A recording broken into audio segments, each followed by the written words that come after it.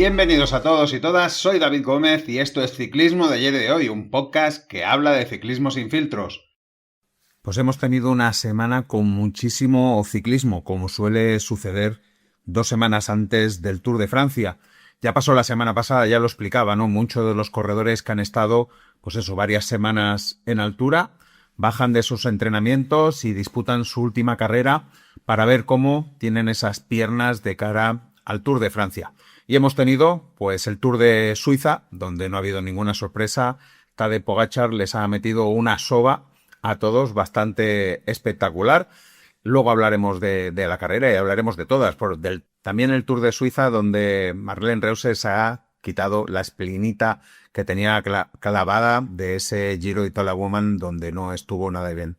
El Balance Belgian Tour, con la victoria de Jasper Philipsen gracias a las bonificaciones. Una carrera que tenía, pues eso, un ganador bastante incierto. O el Tour de Eslovenia, que ha acabado como tenía que acabar, con la victoria de Florian Lipovic, que también está preparado para el Tour de Francia. O la Ruta d'Occitane, donde Davide Pingansoli también ha cumplido el pronóstico. O la Volta Ciclista a Cataluña Femenina, donde Paula Blasi sigue creciendo como corredora. También ha habido alguna carrera más de un día, que luego las comentaremos, como igual nos pasaremos por las noticias de la grupeta, y no quiero cerrar esta editorial sin tener un recuerdo para 2 ciclistas. El primero para Sean O'Brien, 16 años, que murió esta semana durante un entrenamiento con la bici de crono al chocar contra un camión aparcado. Era considerado una de las mayores promesas del ciclismo irlandés. Y el domingo pasado también murió Adrien Chimplaut, de 21 años, francés. Murió tras ser atropellado por un vehículo. También era considerado una de las promesas del ciclismo en su región. Descansen en paz.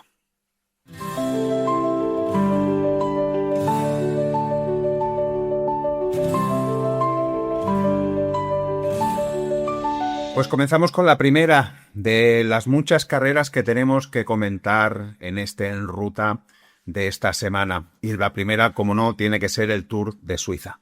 A nadie sorprenderá si decimos que la victoria ha sido para Tadej Pogačar, y tampoco a nadie sorprenderá que parece que las 2 veces que Tadej Pogačar se ha ido del grupo ha sido porque ha mirado hacia atrás y no ha visto a nadie. Y así ha sucedido. Ha sucedido en la primera etapa, como explicaremos, y ha sucedido en la quinta etapa, como también os explicaré. Ha sido como una cosa curiosa. De repente, ¡zas!, han desaparecido los corredores, se ha visto solo y ha dicho, pues me voy hacia adelante. Lo que sí que queda claro es que Tadej Pogačar llega con una buena preparación al Tour de Francia, y yo creo que, vaya, va a tenerlo complicado Jonas Vingegaard para intentar doblegarlo. Como mínimo, si se cumple eso que se dice, que el Giro de Italia le ha puesto buenas piernas a Jonas Vingegaard, quizá nos divertamos un poquito, porque ya vemos que cuando está Tadej Pogačar en carrera, la diversión es menor. Aunque en la quinta etapa ha sido bastante interesante la persecución que ha habido, y yo creo que ha habido bastantes haters que querían que Tadej Pogačar no cogiera a Lenny Martínez. Pero eso os lo contaré ahora. Vamos pues con el repaso de lo sucedido en las etapas. La primera etapa, ya os decía en la previa que era una etapa Madden in Tadej Pogačar, pero lo que yo no me esperaba es que hiciera de nuevo otra burrada. Para empezar, Tadej Pogačar en plan Merckx, sprintando por una bonificación que tú dices, a ver, si no le van a ir de 4 segundos, pues él no, él sprintando por esa bonificación antes de que le dé a 71 kilómetros para el final, y en un repecho, es decir, no era ni una cota, era un repecho, pues decida irse en solitario para ganar la etapa. Bueno, decida irse, o que nadie tenía ganas de impedirlo, porque la verdad, no sé, dio la sensación de que todo el mundo tiraba la toalla, que todo el mundo se iba mirando unos a otros.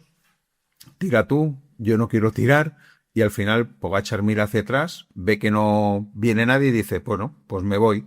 La verdad es que, bueno, sabe mal, ¿no? Esas situaciones donde se ve esa superioridad tan abrumadora y que nadie intente, no sé, como mínimo el esfuerzo, ¿no?, de seguirle la rueda. Al final tenemos que hablar otra vez de otra exhibición o de un entreno de calidad. Y yo me pregunto, ¿tenía la necesidad de hacerlo con dos muros como había al final? Es decir, estamos hablando de que no atacó en los dos muros, sino en un repecho anterior. Por tanto, Pogačar tenía necesidad de atacar ahí. Yo creo que no, pero las circunstancias, lo que he explicado antes, lo vio meterse allí delante y supongo que él se sentirá mucho más cómodo yendo solo que yendo en un grupo. Pogačar, que dijo en meta, dice, definitivamente no era lo previsto, pero de alguna manera funcionó. Creo que gracias a mis compañeros, porque sin ellos bloquearon en la defensa y marcaron el ritmo antes. Esto no habría sido posible. Fuimos a por segundos extras y entonces Brandon y yo tiramos y dijimos, vamos, intentamos algo y a partir de ahí seguimos adelante. En ese momento no tenía radio, así que no sabía lo que pasaba atrás. Así que seguí peleando con fuerza y una vez que supe que la diferencia era bastante grande, pude encontrar mi ritmo e intentar mantenerlo hasta el final. Un poco lo que explicábamos, ¿no? Por pura casi casualidad. Por detrás, descontrol total, como os he dicho, que aprovecha Richard Carapaz a unos 51 kilómetros para el final, también menudo ataque el de Richard, y le haría llegar segundo a 2.14 de Pogačar, una burrada, es como si hubiera sido una etapa casi de montaña. Y también el que se aprovechará de todo ese descontrol es Andrea Bajoli, que a 22 kilómetros también atacará para hacer tercero y acabar a 2.29. Se puede decir que el ramillete de corredores que en principio venían a intentar hacer podio llegó a 4.02 de Pogačar. Con esta victoria, Pogačar entraba de nuevo en una lista bastante corta de corredores que han ganado etapa en las 3 grandes vueltas y en las 7 grandes vueltas de una semana por etapas. Ahí de momento solo estaba Laurent Jalabert, Nairo Quintana y en este momento Tadej Pogačar. También un dato curioso y es que Wilco Kelderman acabó séptimo en esta etapa y con ello sumaba otro top 10 en carrera World Tour sin victoria, que está liderándolo de manera aplastante. 160 top 10 lleva Wilco Kelderman en carreras World Tour sin victoria. Detrás de él está Guillaume Martin con 63. Enric Mas estaba corriendo el Tour de Suiza. En esta etapa llegó a 6.34. Por poner una comparativa, Mikel Landa, que también estaba compitiendo y está compitiendo y que volvía a la competición después de su recuperación, llegó a 4.30. Esas cosas. Etapa 2, Locarno, 157,7 kilómetros. Lo más decisivo se encontraba en los últimos 20 kilómetros, con un primer repecho de 3,5 al 7%, que se coronaba a 13 kilómetros. Luego había un breve descenso y una segunda cota de 1,4 kilómetros al 8,9%, que se coronaba a 8 kilómetros de meta. Se forma una escapada de mucha calidad y todo parece indicar que llegarán a 18 kilómetros para el final. Tenían 2.30. Pero el ritmo en el primer repecho que os comentaba de UAE es bastante fuerte, con intención de trabajar, parece ser, por una victoria de Narváez y en un segundo plano lo que podría ser una victoria de Pogačar. La ventaja baja de un plumazo, a 16 kilómetros ya solo tienen 1.30 y casi coronando el repecho a unos 13 kilómetros Tadej Pogačar se pone a tirar para intentar hacer que Narváez llegue adelante. A 9 kilómetros vuelve McNulty tirando del pelotón. A 8,6 Narváez ataca desde el pelotón. Está a 46 segundos y la cosa curiosa es que van los 3 UAE en solitario. Narváez, McNulty y Pogačar. Superioridad, de nuevo, aplastante del equipo. Creo que calculan mal el esfuerzo y no dejan hacer a McNulty la parte que le tocaba. Y eso hará que al final Narváez explote a 8,1 kilómetros para el final. Y es Pogačar el que ya irremediablemente se tiene que imponer en modo voy a trabajar a ver si puedo cerrar el hueco con Matías Vasek a su rueda. Delante los 7 escapados que quedan se juegan la victoria con Pogačar sprintando desde lejos pero sin poder llegar. Serán Romain Grégoire el que se lleve la victoria de etapa. Pogačar llegaría a 4 segundos. Al llegar a meta, Pogačar hace una videoconferencia para saber cómo estaba su chica, Uska Zigar, que hacía pocas horas había caído rompiéndose la mandíbula y teniendo una conmoción cerebral. No sé si se le pasó por la cabeza a Pogačar abandonar. Al día siguiente dijo que por suerte su chica estaba bien, que era una luchadora y que le había pedido que ganara la carrera y que en cuanto acabara la carrera viniera con ella. Por tanto, puede ser que se le pasara por la cabeza incluso abandonar. Tercera etapa, Badar-Ragas, 157,4 kilómetros. Aunque tenía algunas subidas en la primera parte de la etapa, era el mejor día para los sprinters, aunque se vieron sorprendidos por una escapada. Día también con lluvia y día de persecución y de cálculos. Jonathan Narváez y Chardon Meurice llevaban 1 minuto a 10 kilómetros y por detrás 4 equipos se pusieron a tirar con un hombre. A 6 kilómetros tenían 41 segundos, a 3 kilómetros 35, parecía que la cosa ya no tenía solución, a 1,5 kilómetros nos quedamos sin imágenes de la carrera. Sí, de un plumazo, no vimos nada, y las siguientes imágenes ya vemos a Narváez llegando, es decir, llegando a meta, no, pasada la meta, eso que ya tienen los periodistas, vemos a Narváez y detrás Meurice. Por tanto, suponíamos que en ese momento Narváez había ganado la etapa y que Meurice había acabado segundo. Y así fue. Así fue. Lo bueno es que el pelotón casi los caza. Es decir, llegaron justo detrás de la rueda de Meurice. Cuarta victoria de Narváez, que suma a las 3 etapas que tenía en el Giro de Italia. Cuarta etapa, crono, Auber 23,7 kilómetros, se llevó la cronota de Pogačar por un estrecho margen contra Mathieu van der Poel, que se puso el mono de trabajo. 3 décimas les separaron. En el primer punto intermedio, o el único que había porque solo había uno, en el kilómetro 10, Pogačar marcaba el mejor tiempo y Vasek quedaba segundo a 7 décimas. Eran los dos grandes favoritos para llevarse el triunfo. Van der Poel, buen rodador, pero irregular en cronos, hacía el mejor tiempo a 5 segundos. La etapa estaba entre ellos, los demás ya estaban demasiado lejos. En meta, lo que os explicaba, Pogačar con 3 décimas sobre Mathieu van der Poel. Tercero no fue Vasek, sino Tobias Fox a 6 segundos, que recuperaba 9 segundos a Pogačar en la segunda parte de la crono, y Vasek acabaría tercero a 10 segundos.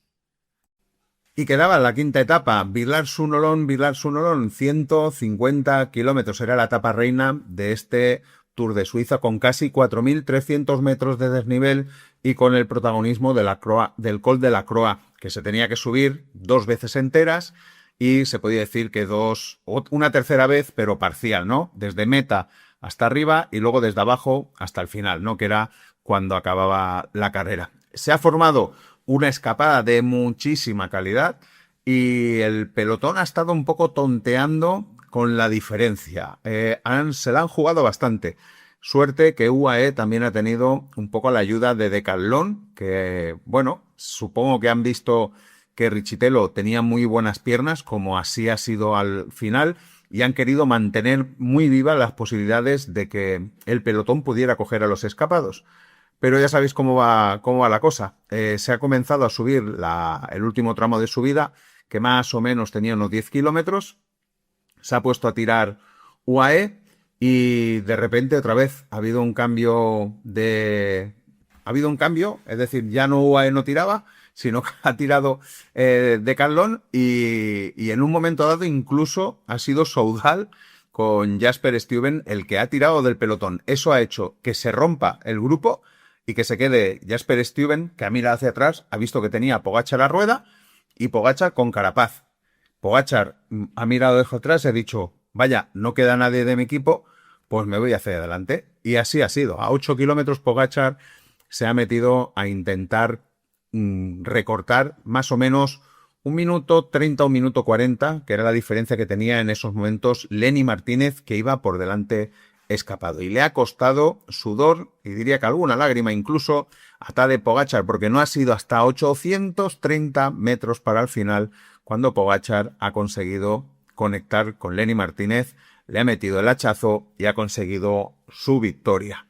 Una victoria, bueno, que el corredor buscaba, una victoria que dijo que quería conseguir y que la verdad es que, vaya, le ha ido bastante justa. En esa quinta etapa, Tadej Pogačar superaba a Lenny Martínez y decía lo de los haters antes porque seguro que mucha gente no quería que Tadej Pogačar consiguiera adelantar a Lenny Martínez. Tercera posición para Bart Lennart, muy buena subida, Cuarta posición, Jarno Vidar, muy buena carrera también el que ha hecho el corredor joven del Lotto, y Matteo Riccitello, quinta en esta etapa. Si queréis ver brotes verdes en esta etapa, ha quedado sexto en ritmas, justo por delante de Richard Carapaz. ¿Cómo ha quedado al final la clasificación general? Pues con Tadej Pogačar llevándose la victoria, por tanto ya tiene el Tour de Suiza en su colección, y si no me equivoco solo le queda la Itzulia para conseguir las 7 carreras más importantes de una semana. Segundo ha acabado Richard Carapaz a 6.32. Tercero, Matías Vasek. A mí la verdad es que me ha sorprendido bastante que quedara tercero a 6.53. Cuarto, Tobias Foss a 7.34. Quinto, Ilian Van Wilder a 7.51. Eso han sido más o menos los 5 primeros corredores y así se cerraba el Tour de Suiza.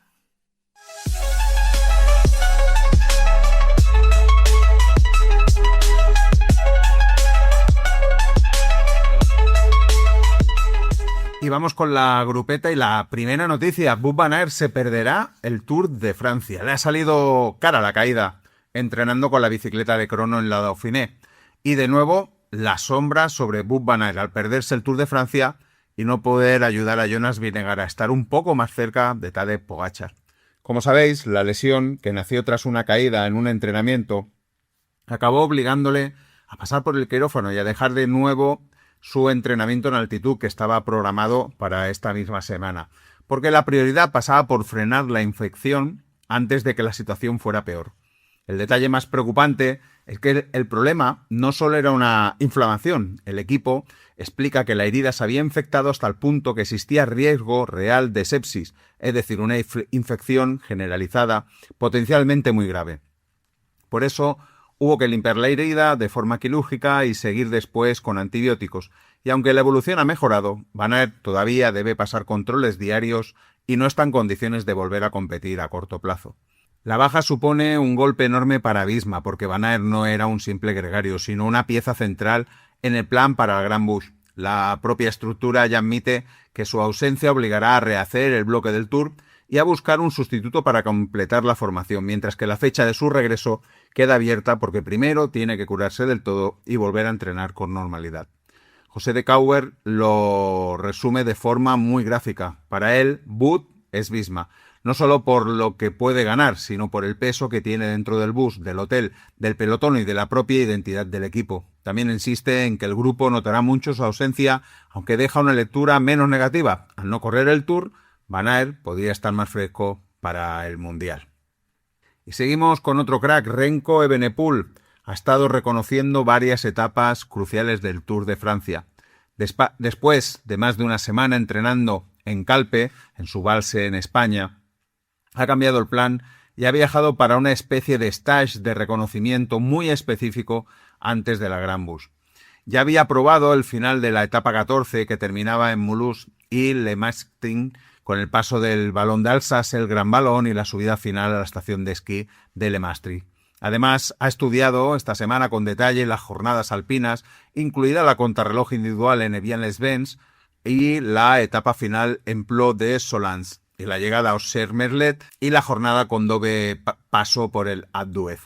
El cambio en el calendario de Remco Evenepoel, que en principio hubiera tenido que correr el Tour Auvergne de Alps, pues ha hecho que pueda ir a Francia a hacer estos reconocimientos. Y yo creo que al final Red Bull Bora lo que ha querido es una preparación para que llegue más fresco al Tour y también con ese plus de conocimiento de las etapas que serán importantes y clave en el Tour de Francia. Piensan que con ello pueda tener un margen de posibilidad de mejora para poder afrontar lo que será una dura carrera para Remco Evenepoel, porque, vaya, yo creo que todavía está un poco lejos de Pogačar y Vingegaard, pero los que vienen por debajo están apretando mucho y vamos a ver si Remco Evenepoel aguantará ese tirón. Soudal Quick-Step formará talentos con un equipo satélite de Italia. Soudal Quick-Step ha cerrado una colaboración a largo plazo con el equipo junior italiano Rivoli Team Autosai Country, que pasa a actuar oficialmente como es su equipo satélite para detectar, acompañar y desarrollar a la próxima generación de talento italiano. El acuerdo busca integrar mejor a esos corredores en la estructura Worldpac y al mismo tiempo hacer que entrenadores y empleados de ambas organizaciones compartan conocimiento, métodos de trabajo y mejores prácticas. La idea encaja con la estructura formativa que la escuadra belga ya tiene reforzando en los últimos años, porque la propia estructura recuerda que ya tiene un U19 en Bélgica y también en el norte de Europa. Jürgen Foren presenta esta alianza como una extensión lógica de ese sistema de captación y apoyo a equipos en base. La elección del equipo italiano no es casual porque el vínculo entre ambas partes ya existía de forma indirecta. Filippo Zana pasó por este equipo antes de llegar al pelotón profesional y Eransen Baljek dio el salto desde allí hasta la estructura de desarrollo del Soudal Quick Step. Eso refuerza la idea que el acuerdo no nace de cero, sino de una relación ya probada y con un historial de éxito. El movimiento también refleja una apuesta clara por Italia dentro del proyecto belga, ya que Soudal Quick Step subraya que considera el ciclismo italiano una parte importante de su historia y de su futuro. Y las cosas le siguen yendo muy bien a Modern Adventure, el equipo que ha debutado este año con George Hincapie al mando. ¿Por qué? Porque el fabricante de bicicletas Factor se convertirá en copatrocinador del equipo a partir de 2027. Factor pasa a ser cotitular de Modern Adventure a partir de 2017 y el equipo estadounidense competirá como Modern Adventure Factor Racing. El movimiento amplía una relación que ya existía como apoyo técnico y convierte a la marca de bicicletas en una pieza central del proyecto deportivo de desarrollo que impulsa John Hincapie. La alianza no se limita a poner el nombre en el maillot. Factor y el equipo trabajan juntos en captación de corredores, desarrollo, apoyo al rendimiento, ingeniería, retroalimentación de atletas y colaboración técnica, mientras que el programa Continental Factor Racing pasará a integrarse dentro de la nueva estructura. El objetivo que acompaña esta ampliación es ambicioso: construir una estructura capaz de llevar una formación estadounidense al Tour de Francia en un plazo de 5 años. La propia Factor subraya que quiere aportar mucho más que bicicletas y que entra en el proyecto porque cree en esa misión a largo plazo. La verdad es que sería, una buena, un buen colofón, ¿no?, a todo lo que está haciendo, porque vamos a llamar esta primera parte de la temporada Modern Adventure, la verdad es que se ha dejado ver mucho y ha conseguido alguna que otra buena victoria.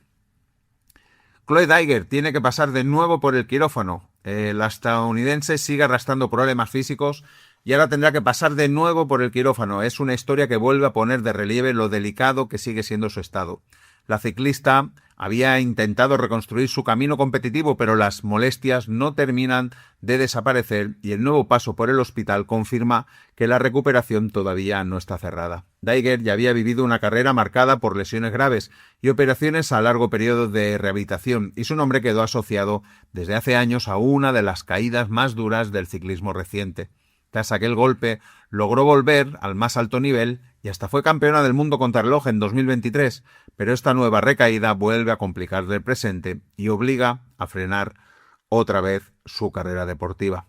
Hay muchos rumores sobre Chloe Dygert. En principio parece bastante claro que va a dejar Canyon y decían que iba a fichar por un equipo continental estadounidense. Eso como mínimo decía los rumores. Y no se quedan ahí los reveses para las corredoras, porque nuevo revés para Sara Gigante. Sara Gigante vuelve a sufrir un nuevo contratiempo y su regreso a la competición se retrasa todavía más después de pasar otra vez por el quirófano. La australiana, que había estado tratando de rehacerse tras sus problemas físicos, tendrá ahora una recuperación más larga de lo prevista y se queda sin una fecha clara para volver a competir. No sé cuántas veces la pobre se ha caído de la start list de alguna carrera. El caso es especialmente duro porque Gigante ya venía encadenando lesiones y operaciones en los últimos años. Tras la fractura de fémur sufrida en el entrenamiento el verano pasado, su reaparición ya se había aplazado por complicaciones posteriores, y ahora esta nueva intervención vuelve a frenar por completo su progresión. La lectura deportiva es que su objetivo de volver a ser la escaladora del nivel que mostró el año pasado tendrá que esperar otra vez. ¿Y cuánto nos hizo disfrutar, la verdad? Desde fuera lo que queda es que la sensación de una corredora talentosa atrapada en una cadena de lesiones que no deja de encontrar continuidad. Y eso, ya sabéis que esa rueda es muy, muy viciosa y bueno, espero que Sara Gigante pueda salir de ella. El Mundial de Ciclocross en Benidorm empieza a coger color, o eso es lo que transmiten los organizadores. Esta semana una delegación de la UCI visitó la ciudad alicantina para valorar su candidatura para el Mundial de Ciclocross de 2031. Como sabéis, Benidorm volverá a tener presencia en la Copa del Mundo de Ciclocross y se consolida como una sede fija dentro del calendario internacional. La prueba seguirá disputándose en los parques del Moralet y el Follets, y el escenario que ya se ha convertido en referencia para el ciclocross en España y una de las pocas paradas fuera del eje habitual del Benelux. La cita alicantina mantiene un peso importante dentro del circuito, con un fuerte tirón deportivo y mediático. La organización ya había demostrado en 2026 que Benidorm es capaz de atraer a las grandes estrellas y de reunir a más de 16.000 espectadores, una cifra que explica por qué la UCI la ve como una parada muy sólida para el futuro. Pero el reto de ser ciudad del Mundial es mucho más grande. Pascual Montparlet lo explicaba así tras la reunión. Creemos que esta es una oportunidad única para Benidorm. Está preparada para demostrar que la Comunitat Valenciana es una región ciclista y porque nuestra prueba de la Copa del Mundo está reconocida como una de las 5 mejoras del circuito. Hemos revisado el trazado, tanto en lo deportivo como en el aspecto de aforo, porque esperamos unas 35.000 personas en los días claves. Y también hemos analizado la capacidad para acoger visitantes, que es clave para la UCI, y en la que vamos a sacar muy buena nota gracias a la gran calidad del sector hotelero en la Costa Blanca. Reina un clima de optimismo, dice Montparlet, seriedad y colaboración que nos refuerza. Por eso todo indica que no está cerrado, pero que se va por el buen camino para que finalmente Benidorm sea reconocida como la sede del Mundial de Ciclocross de 2031. La verdad es que estaría súper bien.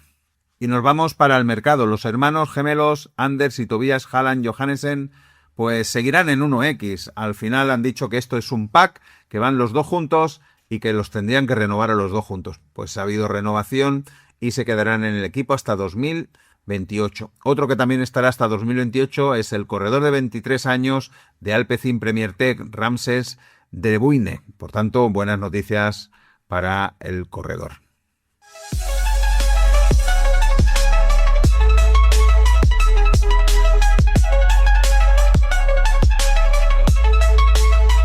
Estamos con las otras carreras y la primera que quiero comentar es el Tour de Suiza Woman, por ser carrera World Tour. La verdad es que había pues una buena participación y había dudas a ver si Kasen Viadoma, Elisa Longo Borghini, Marlene Reusser, si había alguna que otra corredora que pudiera dar la batalla. Y ha sido, yo diría que un poco más entretenida que la carrera masculina, porque ha habido un poco de incertidumbre, ¿no?, sobre quién podía ganar y quién no. Al final, Marlene Reusser se ha llevado el gato al agua. Tercera victoria en el Tour de Suiza Woman, en la general, y la verdad es que se está formando un buen palmarés la corredora. Si queréis nos vamos a por las etapas.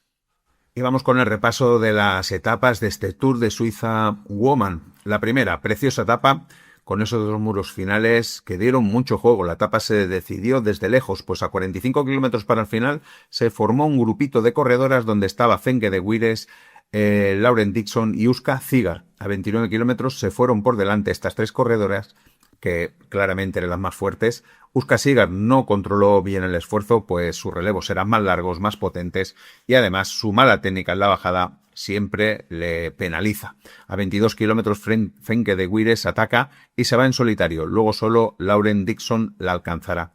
Por detrás pelea en el último muro de las mejores, donde Kasia Niewiadoma se mostró más fuerte, aunque la recuperación de Marlene Reusser hizo que no pudiera obtener ventaja. La etapa se la jugarían las dos corredoras que venían con buenas piernas del Giro de Italia Woman, de Wires y Dixon en el sprint. Femke de Wires fue superior y se llevó la etapa. Detrás, los mejores llegarían a 38 segundos. Primera victoria profesional para Femke de Wires a sus 32 años y que ya os había comentado, llevo un tiempo comentando que este año ha hecho una mejora muy sustancial. Segunda etapa, Elisa Longo Borghini tuvo mejor día que el anterior. Lo recuerdo que había dos pequeñas subidas también pronunciadas en los últimos 20 kilómetros. Allí Kasia Niewiadoma fue la que puso la intención, haciendo la selección en el grupo, y solo quedaron Elisa, Marlene, y luego se le unirían Sarah Van Damme y Steffi Haberlin. En esos momentos la líder ya comenzaba a despedirse de su liderato, llegaría a más de 2 minutos al final de la etapa. En la segunda de las cotas, Elisa atacó y se fue sola. Detrás intentaron ponerse de acuerdo, pero no consiguieron rebajar la ventaja. Además, a 5 kilómetros, Cassie y Marlene se equivocaron de camino, con lo que Sarah Van Damme pudo llegar sola en segunda posición. Cassie y Marlene retrocedieron, eso le dio tiempo a Steffi para conectar, que se había quedado en la cota, y llegar con ella. Elisa Longo-Borghini se ponía líder con 27 segundos sobre Lauren Dixon y 34 sobre Sarah Van Damme. Como os he comentado antes, ese día tuvo que lamentarse la caída de Euska Sigar con esa fractura de mandíbula y conmoción cerebral. Se cayó ella, pero pudieron caerse muchas más. Hay una imagen de Sarah Van Damme pasando problemas en el mismo sitio, y eso que iba segunda. La velocidad en ese momento era bastante alta, era un resalto que había a 1 kilómetro de finalizar la etapa. ¿Qué digo yo? Que qué necesidad hay de meter un resalto así, además de los altos, de esos que hacen saltar la bicicleta a 1 kilómetro. Cosas que se tendrían que vigilar. Tercera etapa estaba destinada para las corredoras rápidas y pudimos ver un sprint fortísimo y desde lejos de Zoe Bachster, que se llevaba la victoria, yo diría que al estilo Vives, sacando casi 2 bicicletas al resto. Segunda victoria del año, se había llevado la crono inaugural de la Vuelta a Extremadura. Y mala suerte para Laurette Dixon, que iba segunda, porque se cayó a 4 kilómetros de meta. Consigue llegar, pero en el chequeo médico detectan que tiene la clavícula rota. Y en la cuarta etapa, la crono de 23 kilómetros, se cumplió el pronóstico con la victoria de Marlene Reusser y el segundo puesto de Zoe Bachster a 11 segundos. Eran las 2 máximas favoritas. Veo a Zoe siendo campeona del mundo en crono un año u otro. Yo creo que se lo merece ya. La líder, Elisa Longo-Borghini, se dejó 1.04 siendo quinta y suficiente para mantener el liderato, que pasaba a manos de Marlene por 10 segundos. Y quedaba también la última etapa en el Tour de Suiza Woman, y más o menos la misma que os explicaba antes en la masculina, lo que se subía una vez menos la Col de la Croix. Y aquí ha habido batalla desde lejos. Ha habido batalla desde lejos porque, como siempre, Kasia Niewiadoma ha intentado romper la carrera y la ha roto en la primera subida entera que se hacía al Col de la Croix. Estamos hablando de a unos 50 kilómetros de Metallilla. Elisa Longo-Borghini se ha visto que no tenía su día y se han ido por delante pues Kasia, Marlene, Serdin, Cherbaul y Frenke de Wires. Esas han sido las corredoras que se han ido por delante. Luego veremos que Frenke de Wires en la última ya subida se quedará.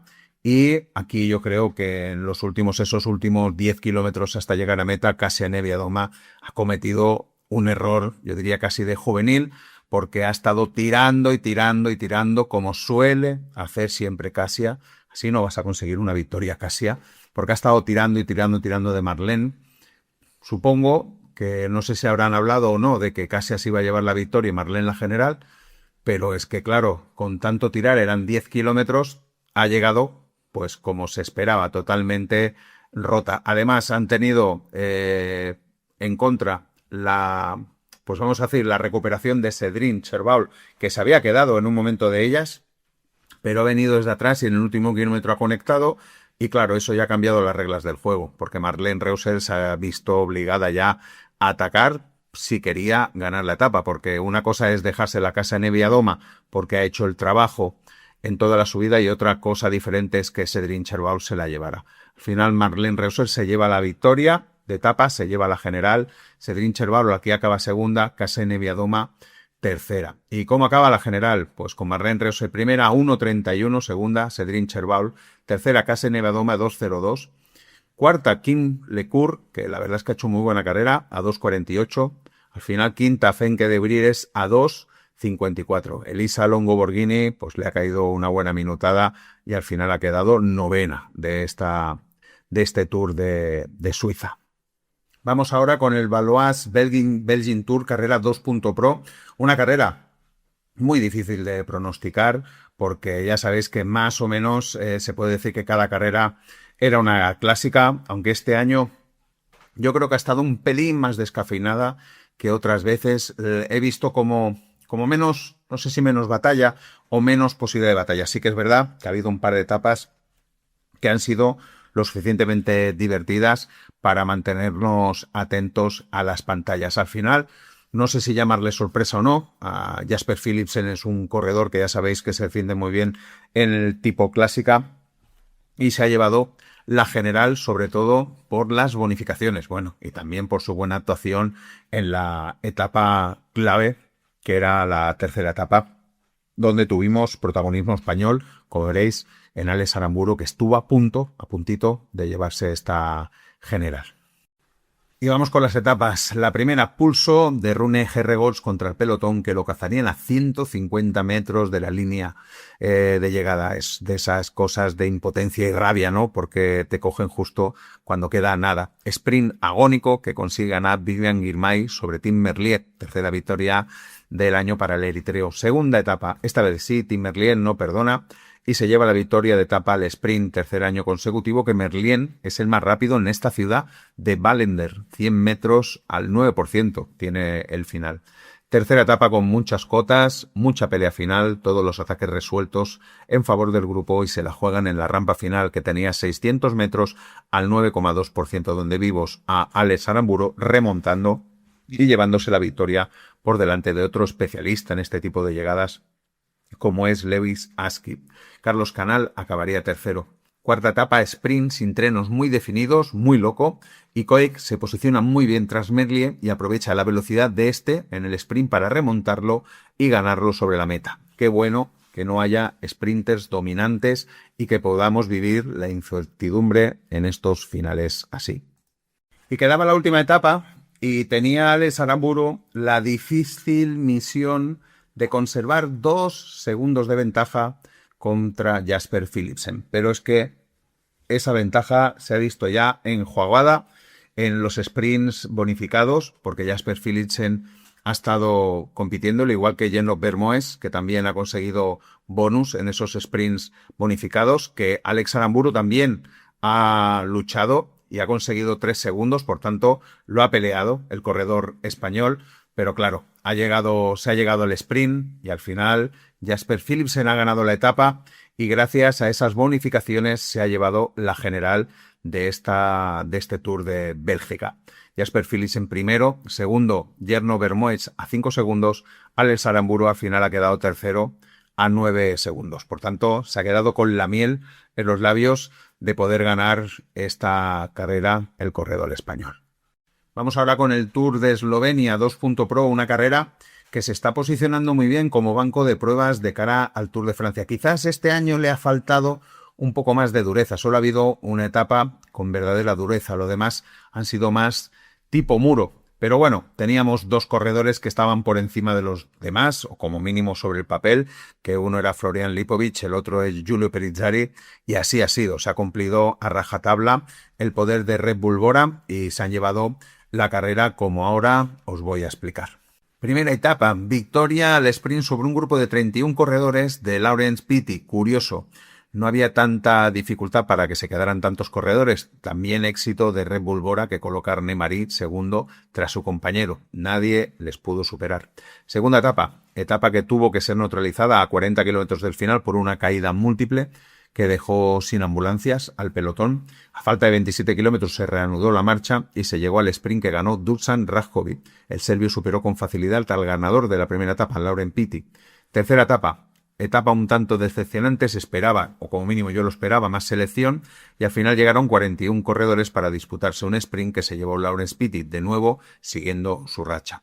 Y volviendo a la caída del día anterior, se supo al día siguiente que las 2 principales víctimas fueron Eduard Prades del Caja Rural y Lucas Tower del Modern Adventure. Tanto el español como el británico sufrieron una fractura en la pierna. Para Prades trunca un pequeño sueño que era debutar en el Tour de Francia a sus 38 años. La verdad es que mucha mala suerte. Además, Eduard estaba con un momento de forma muy bueno para poder dejarse ver en el Tour de Francia.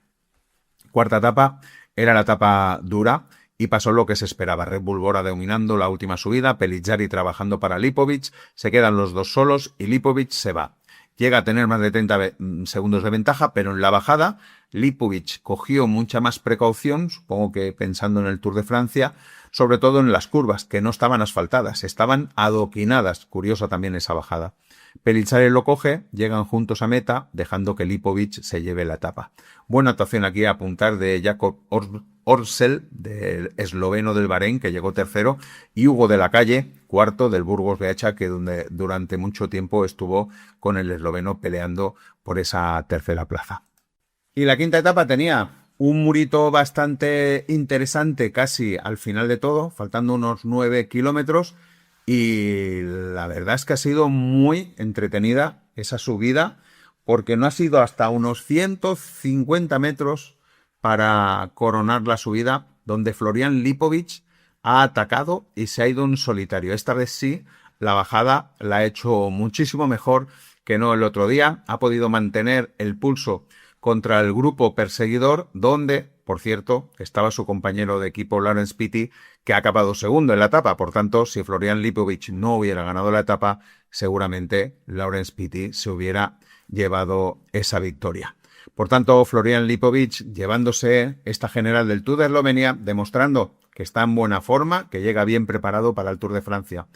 Giulio Pellizzari ha acabado segundo a 42 segundos. Jakob Orsel ha acabado tercero a 2:06. Y comentar siempre, bueno, el buen trabajo que ha hecho Caja Rural, que ha conseguido la quinta, la sexta y la séptima posición con Sebastián Verbeek, con Samuel Fernández y con Joel Nicolau. La verdad es que está haciendo una aproximación al Tour de Francia muy buena Caja Rural y me da muy buenas sensaciones. Yo creo que vamos a tener mucho protagonismo verde en la carrera francesa. Le toca el turno la carrera que comenzó el jueves, la Route d'Occitane 2.1, 3 etapitas. En la primera etapa, Thibaut Gruel de Groupama FDG se adjudicó pues esa primera etapa. El francés de 22 años fue el más rápido en el sprint masivo que hubo, un poco descontrolado. Al final Maddie Mitchell acabó segundo, Access Single tercero. En la segunda etapa, yo creo que es sorpresa en el sprint final de etapa. FDG lo hizo muy bien para que Thibaut Gruel pudiera volver a ganar, pero se les hizo largo el sprint. El corredor llegó sin fuerzas a los metros finales y fue superado por 3 corredores. Final muy ajustado, donde la Photo Finish decidió que Romain Hauet, del Univer Ross Rocket, consiguiera su primera victoria profesional. Y en la tercera etapa, la decisiva, la que tenía los puertos de montaña, pues no hubo sorpresa y Davide Pingansoli cumplió con su papel de favorito. Además, atacando en esa etapa a 36 kilómetros del final, por si había alguna duda, para llevarse la etapa de manera, holgada. Por detrás, buenas noticias porque Ivonne Ruiz del Ken Pharma y Jon Izaguirre de Cofidis, que atacaron por detrás a 17 kilómetros del final, llegaron los dos, segundo y tercero, y pudieron completar el podium de la etapa y el de la general. Nos toca hablar ahora de la Volta Ciclista Cataluña Femenina, carrera 2.1. Y contábamos con la participación de Paula Blasi y cada vez ahora ya que Paula Blasi está en una carrera es tenerla como favorita para ganarla. Además, me sabe mal decirlo, pero tampoco es que hubiera mucho más donde escoger. Sí que estaba Evita Music, pero bueno, las demás corredoras eran todo más bien incertidumbre de qué podía suceder en esta carrera. Paula Blasi, no quiero decir que lo ha tenido fácil, pero sí que claramente se ha visto que era muy superior a las otras corredoras, como así demostró en la etapa clave, que era la segunda etapa, donde, machacó al resto de corredoras.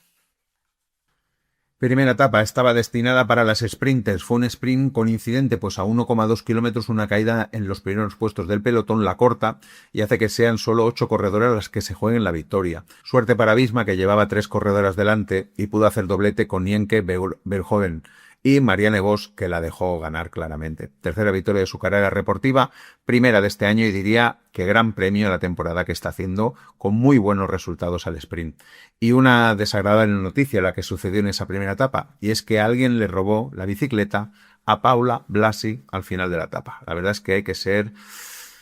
Bueno, segunda etapa, la decisiva, pues se subía a la Creueta poco antes de llegar a la meta de La Molina. Allí, a 17 kilómetros para el final, en plena subida, Paula Blasi tuvo que hacer hasta 3 ataques para poder quedarse sola y llevarse la etapa. De nuevo, solvente actuación de la corredora catalana, que supo llevar su papel de favorita hasta el final.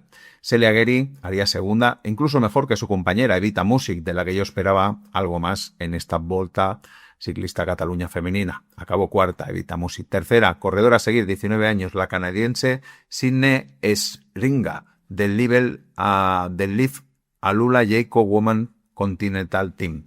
La verdad es que es una corredora que va sonando en diversas carreras, pero esta está claro que ha sido su mejor actuación hasta el momento. Y la tercera etapa, después de ver lo que sucedió en la segunda, casi ha sido un mero trámite, porque se llegaba al sprint, y aquí, no sé vosotros, pero yo tenía claro que Nienke Verhoeven le iba a devolver la jugada a su compañera de equipo Marianne Vos para hacerse con el triunfo de etapa, y así ha sido. Han hecho de nuevo doblete las dos. Nienke Verhoeven segunda, Marianne Vos primera, y acababa así la Volta Ciclista Cataluña femenina con la victoria de una catalana, de Paula Blasi, que cada vez se va haciendo más grande su espectro como corredora. Y vamos a ver qué puede dar de sí en el Tour de Francia.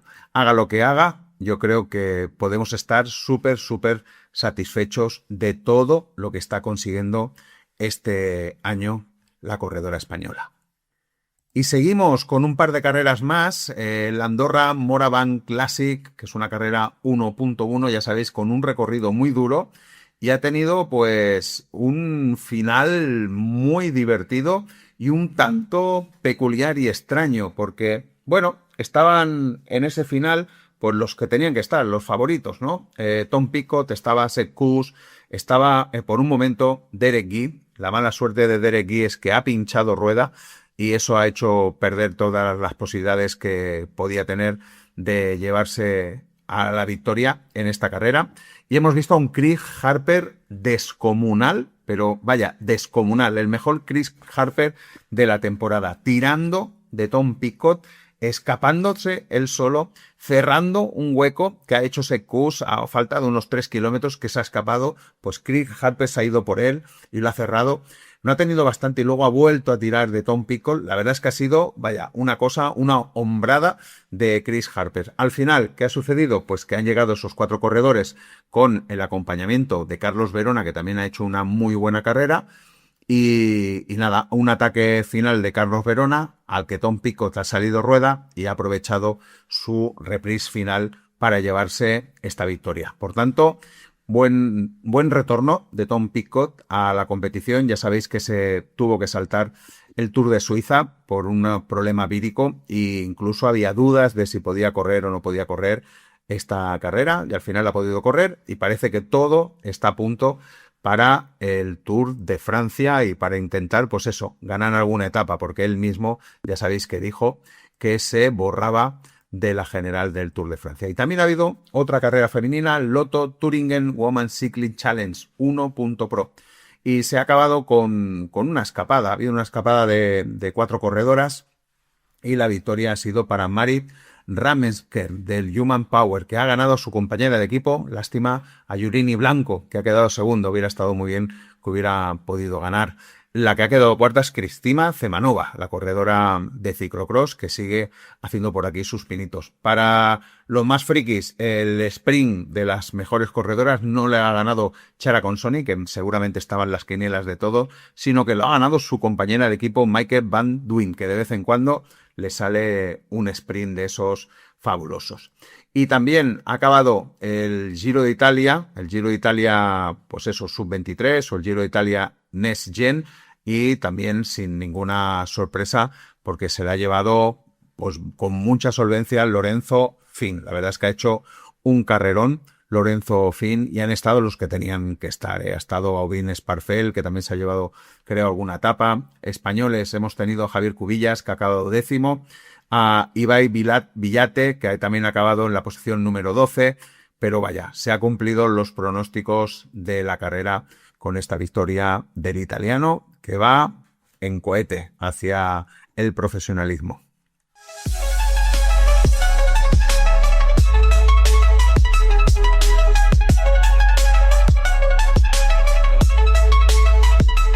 Y estamos llegando ya al final, como siempre, el menú de la semana. Y esta semana, pues ya sabéis que es esa semana que es anterior al Tour de Francia y donde pues normalmente no se disputa ninguna carrera, y por lo que yo he podido ver, sí que alguna vez se ha disputado alguna etapa, alguna carrera belga de un día, pero este año es que no he encontrado ninguna. Por tanto, totalmente para nacionales. Vamos a ver esos nacionales, siempre con mucho interés, el nacional francés, el nacional belga, cómo no también, ¿por qué no?, el nacional español, algún que otro nacional que podemos seguir. Y bueno, eso es lo que tenemos como menú de la semana. Y eso, bueno, siempre es divertido, ¿no?, ver cómo se van intercambiando maillots, si hay alguno que vaya a seguir dominando, tanto en crono como en ruta. Pero como ya sabéis, eso será la semana que viene. Todavía estoy pensando si voy a hacer un en ruta dedicado a los nacionales, porque normalmente dedico la semana a preparar ya la previa del Tour de Francia. Tengo ganas de que salga ya el primer bloque, que sería el recorrido del Tour de Francia, y luego, como no, siempre los favoritos del Tour de Francia. Lo vamos a intentar hacer también de nuevo en 2 entregas.